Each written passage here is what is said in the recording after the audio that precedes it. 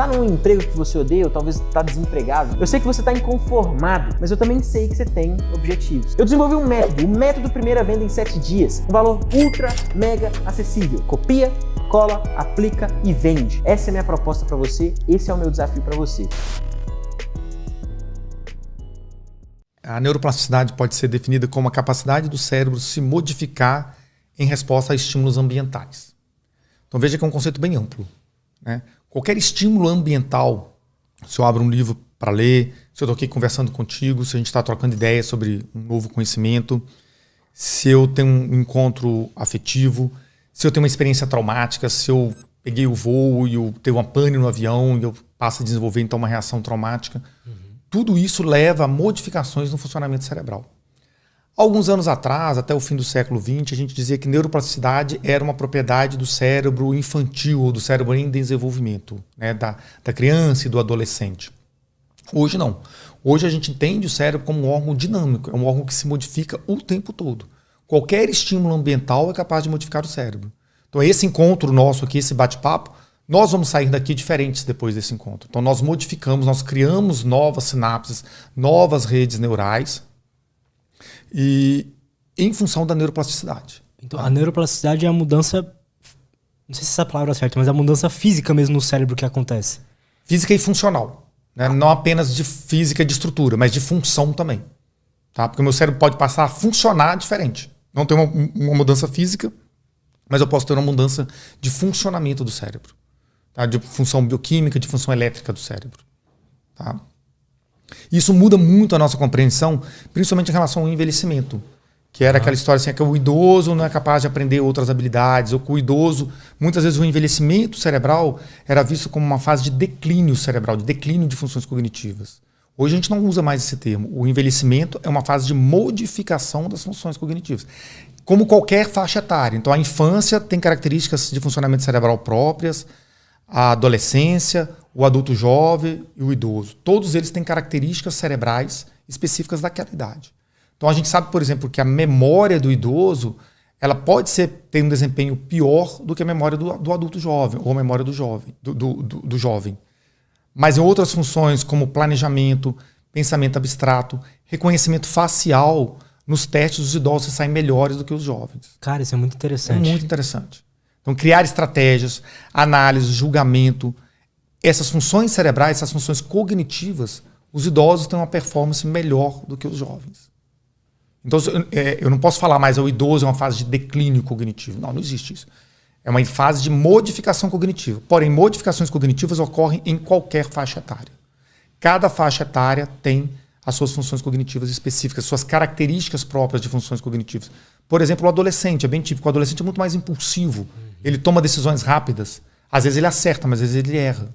Ele é muito mais susceptível à adição ao vício à rede social, ao vício a jogos eletrônicos. Né? O idoso não. O idoso ele pondera muito mais. Ele é capaz de ter um raciocínio, tomar as decisões de forma cuidadosa, de forma cautelosa. Ele não tem mais essa impulsividade. São características diferentes.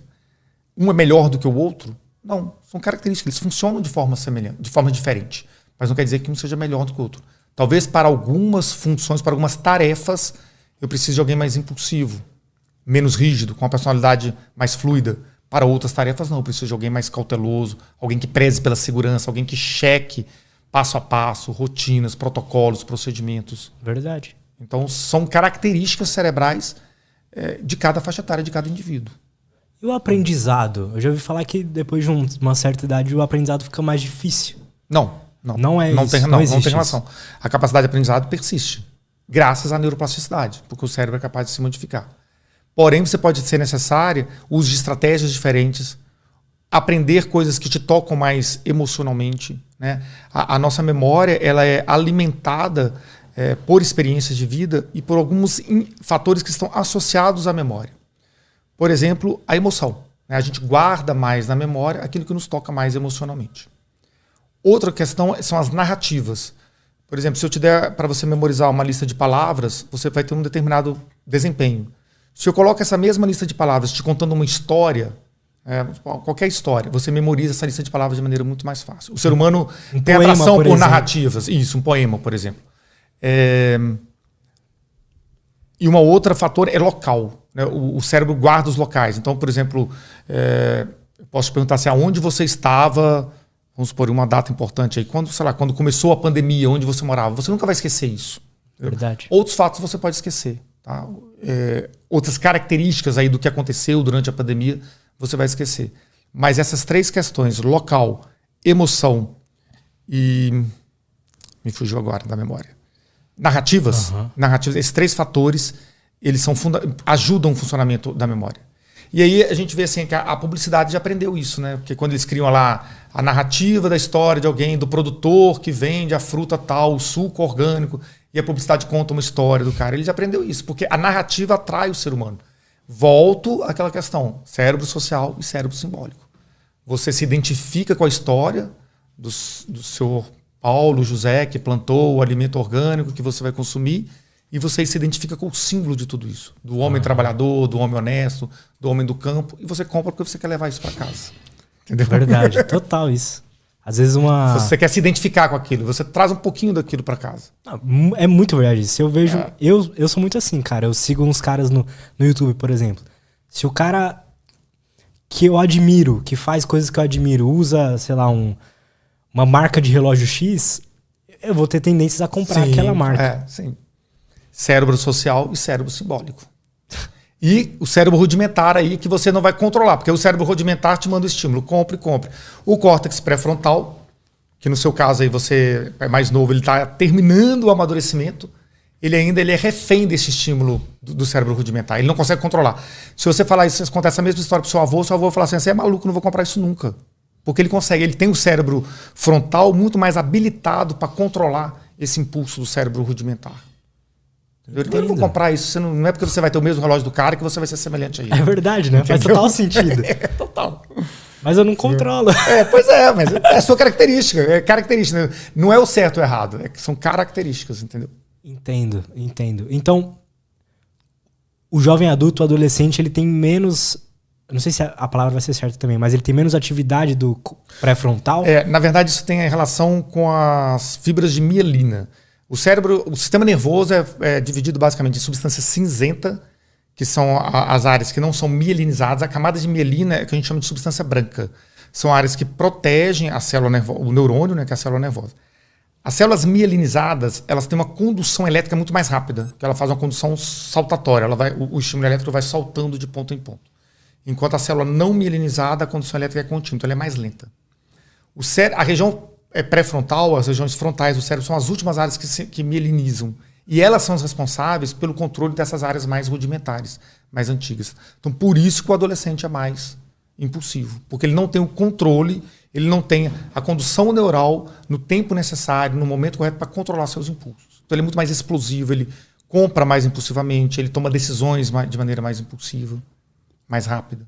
E para mielinizar é só com a idade mesmo ou dá para treinar isso, sei lá? Não, com a idade e com o treino, com aquela questão que a gente falou dos estímulos ambientais. Mas é um processo natural que você faz com a idade, desde que a pessoa tenha condições alimentares saudáveis, aí, principalmente ingesta de gordura, porque a camada de mielina é uma camada de gordura.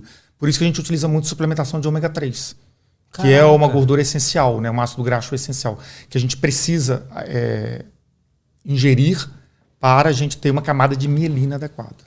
Então, o desenvolvimento cerebral ele depende muito da ingesta de gordura. E aí, novamente, você volta para a África, para os nossos ancestrais. O que os caras alimentavam? Carne, gordura. Né?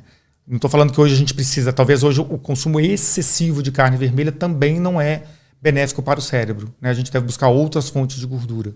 Né? Gordura vegetal, outras fontes de gordura animal. Mas é essencial que tenha ingesta de gordura também, principalmente na fase de desenvolvimento cerebral. Quais são o que exatamente acontece no cérebro nessas mudanças da infância para a adolescência? Por que às vezes a gente fala, nossa, 3 anos atrás eu era tão idiota, tão burro? É a neuroplasticidade, né? Principalmente em relação ao lobo frontal, aos lobos frontais, né? A região pré-frontal, que é em relação à capacidade de planejamento, de aprendizagem, de foco de atenção, de prestar atenção. Né? Então, tudo isso se modifica ao longo do tempo. Tá?